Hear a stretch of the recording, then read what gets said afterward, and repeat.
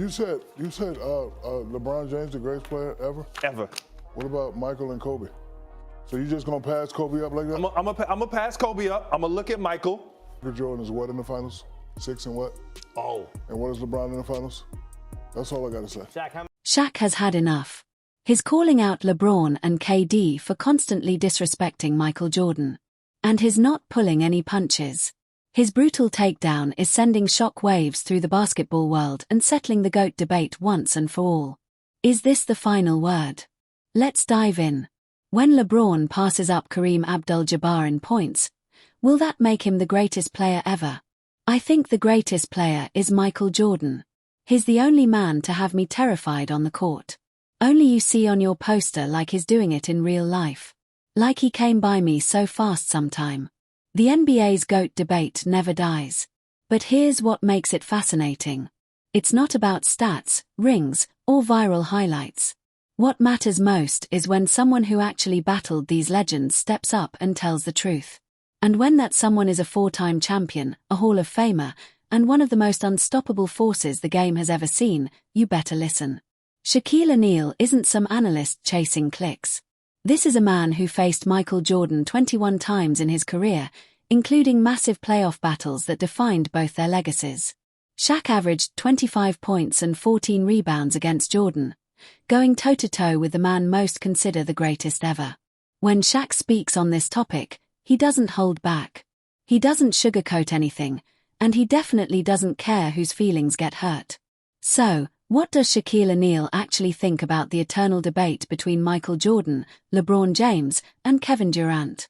According to the Big Diesel himself, there's no debate at all. On a 2024 episode of the Big Podcast, Shaq made the most powerful argument for Jordan's GOAT status, and it has nothing to do with championships, scoring titles, or finals MVPs. Instead, Shaq pointed to something you can't measure on any stat sheet: fear. I've heard players say, including myself, I feared Mike. I've heard players in your generation say, I feared Kobe. I never really heard any players say they fear LeBron. Let that sink in. One of the most physically dominant athletes in sports history, 7 feet 1 inch, over 300 pounds in his prime, openly admits he was terrified of Michael Jordan. Not intimidated, not respectful, terrified. And when Shaq says that, it carries more weight than any statistical breakdown ever could. January 16, 1993, still your rookie year. You guys are in Chicago playing the Bulls. It's a big moment. These are the defending champs. Back-to-back champs. Puts it up in count. That rookie year matchup on January 16, 1993 became a defining moment in Shaq's early career. Jordan exploded for 64 points and 5 steals that night, but Shaq's 29 points and 24 rebounds helped Orlando pull off a 128-124 overtime upset. It was a preview of what young Shaquille O'Neal could do, but it was also a masterclass in what made Michael Jordan so terrifyingly brilliant. What truly cemented Shaq's belief in Jordan's greatness came decades later in 2020 when The Last Dance premiered on The Dan Patrick Show. Shaq made his position crystal clear. The documentary proved that Michael Jordan will always be the GOAT, emphasizing Jordan's perfect 6-0 finals record and his unmatched leadership. Here's where Shaq's argument gets impossible to ignore. Jordan's individual accolades blow past the combined totals of LeBron James and Kevin Durant in key categories. Jordan won 10 scoring titles. LeBron and Durant combined for 5. Jordan earned 9 all-defensive first-team selections. LeBron and Durant combined for 5, with Durant at 0. In a 2024 survey of current NBA players, 46% voted Jordan as the GOAT with LeBron at 42%. Some see that gap closing and think the tide is turning. But here's the reality. The players who watched Jordan in his prime, who felt that fear firsthand, are aging out of the league. Younger guys never saw Jordan drop 63 on the Celtics in the playoffs. They never witnessed him shrug his shoulders after hitting 6 threes in the first half of a finals game. They only know the legend, not the lived experience. Shaq knows. Shaq remembers. And Shaq won't let anyone forget what made Michael Jordan different from every player before him and every player since. Who do you enjoy talking smack to? Everybody. Everybody. Was there anybody that you kind of avoided talking smack to because if you did, your spirit got bigger and they wanted to beat you, or Michael Jordan? You don't want to mess with God.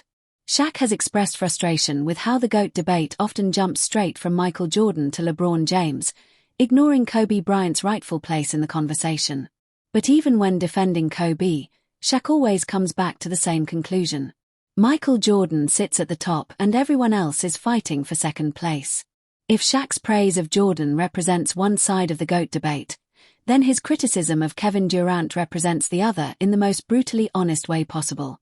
When Shaquille O'Neal sets his sights on dismantling someone's case for greatness, he doesn't hold back. He doesn't sugarcoat, and he definitely doesn't care whose feelings get hurt. So, what does Shaquille O'Neal actually think about the eternal debate between Michael Jordan, LeBron James, and Kevin Durant? According to the Big Diesel himself, there's no debate at all. On a 2024 episode of the Big Podcast, Shaq made the most powerful argument for Jordan's GOAT status, and it has nothing to do with championships, scoring titles, or finals MVPs. Instead, Shaq pointed to something you can't measure on any stat sheet: fear. Now, if you put the numbers next to the name, Shaq wasn't wrong in ranking Durant as the fourth all-time scorer. His 2 championships and 2 finals MVPs are mirrored in every category by literally all legacy standards. In 2025 discussions, Shaq doubled down, explicitly stating that only Kobe Bryant, LeBron James, and Michael Jordan belong in the GOAT debate, leaving Durant conspicuously absent despite his individual brilliance. When you hear Shaq explain his reasoning, when you understand that his criteria extends beyond stats into leadership and self-made success, Durant's exclusion makes perfect sense. Assists make other players better. Now, I'm going to say one thing to you, maximum. I don't know the numbers like you do. Michael Jordan is what in the finals? 6 and what? Oh, and what is LeBron in the finals? That's all I got to say. Shaq, how many? That exchange on first take perfectly captures Shaq's no-nonsense approach to the GOAT debate. While analysts debate advanced metrics until they're exhausted, Shaq cuts through the noise with one simple question. What did you accomplish when it mattered most? Jordan went 6-0 in the finals. LeBron went 4-6. Durant went 2-2, but with a massive asterisk attached to both victories. Some argue Shaq is being unfair to Durant. That context should matter when evaluating championship runs. After all, LeBron faced those Durant Warriors teams multiple times, and Durant's decision to join Golden State potentially cost LeBron additional championships. But that's precisely Shaq's point. Durant made that choice. Durant decided winning was more important than building. Durant chose the path of least resistance. And in Shaq's book, that disqualifies him from basketball immortality. Even Durant himself has occasionally dismissed direct comparisons between himself, Jordan, and LeBron, praising both as unique talents who occupy different areas of greatness. Perhaps Durant understands that his championship path will forever be viewed differently. Perhaps he's made peace with the fact that his legacy, while impressive, will always carry the weight of that 2016 decision. Meanwhile, Shaq has even expanded the GOAT conversation to include Stephen Curry, the very player Durant joined in 2025, stating that Curry deserves to be in the GOAT conversation with MJ, LeBron, and Kobe because of his transformative impact on the game. The irony isn't lost on anyone. Shaq is willing to include Curry, the player Durant joined to help, while excluding Durant himself because of how he joined Curry. It's a brutal assessment, but it's consistent. Shaq values authenticity in championship pursuits. He values players who scratched and clawed their way to the top, who overcame obstacles rather than joining forces with the obstacle itself. By that measure, Kevin Durant doesn't make the cut.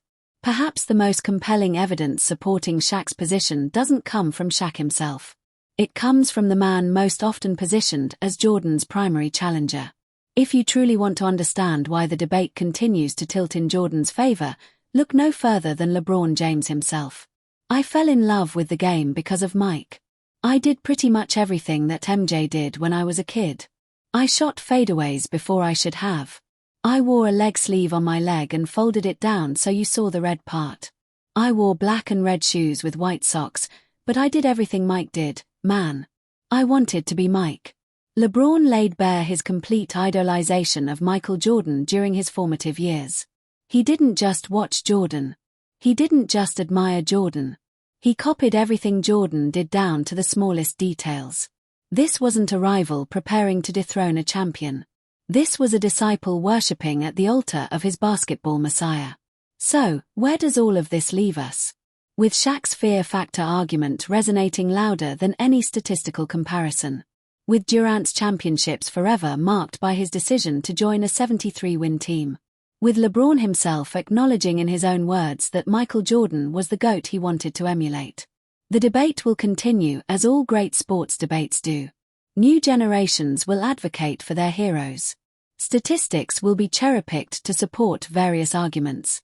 But when a Hall of Famer like Shaquille O'Neal, someone who lived through the Jordan era, who battled against him on the court, who learned from him as a mentor, declares that Michael Jordan will always be the greatest, it carries a weight that no amount of advanced analytics can counterbalance.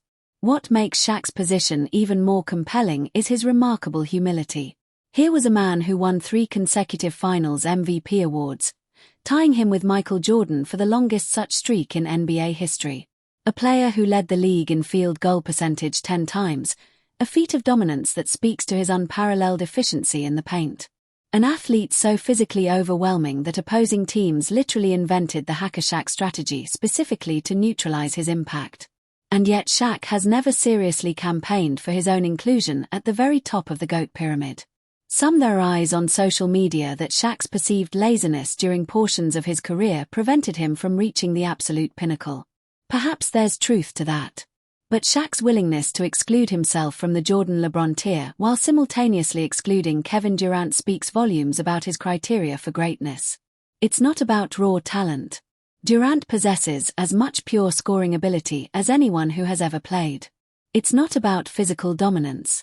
Shaq himself was perhaps the most physically dominant force in basketball history. It's about something deeper, something more fundamental to what it means to be the greatest. It's about building something from the ground up. It's about being the unquestioned leader of a championship organization.